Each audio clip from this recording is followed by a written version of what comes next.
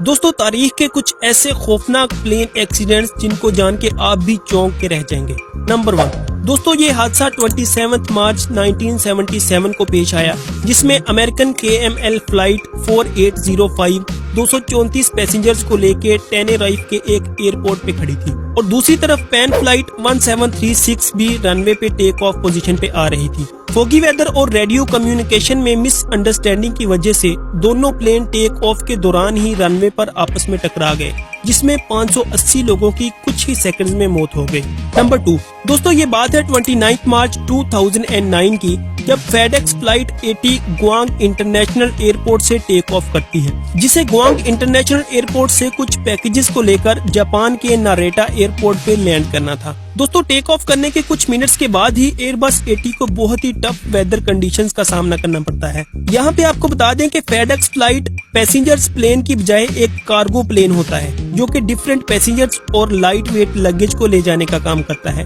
और FedEx flight 80 को भी कुछ ऐसा ही काम करना था। और ये जहाज खराब मौसम की लपेट में आ चुका था, जिससे फेडेक्स फ्लाइट 80 को जोरदार झटके लग रहे थे। दोस्तों, इस जहाज के पायलट सब कुछ इग्नोर किए जहाज को उड़ाते जा रहे थे और जहाज मुसलसल तेज हवाओं की वजह से अनबैलेंस होता जा रहा था। तब तक रनवे भी करीब आ चुका था, लेकिन जहाज की स्पीड इतनी तेज थी कि लैंड नहीं किया जा सकता था, लेकिन फिर भी पायलट उसे रनवे पे लैंड करवा देता है। बहुत ज्यादा स्पीड होने की वजह से लैंड करते ही जहाज गेंद की तरह उछलना शुरू कर देता है और अनबैलेंस्ड होने की वजह से ब्लास्ट हो जाता है, जिसमें 2 पायलट और कार्गो का सारा सामान जलकर राख हो जाता है। नंबर 3 दोस्तों, ये दिन था 12 अगस्त 1995 का, जब जापान की एक फ्लाइट 747 524 पैसेंजर्स के साथ ओसाका के लिए रवाना होती है, मगर आधे रास्ते में ही प्लेन के पीछे क्रैक्स आने की वजह से एक जोरदार धमाके से प्लेन की टेल टूटकर अलग हो जाती है, जिसके चलते पायलट इस प्लेन को कंट्रोल करने की हर मुमकिन कोशिश करता है,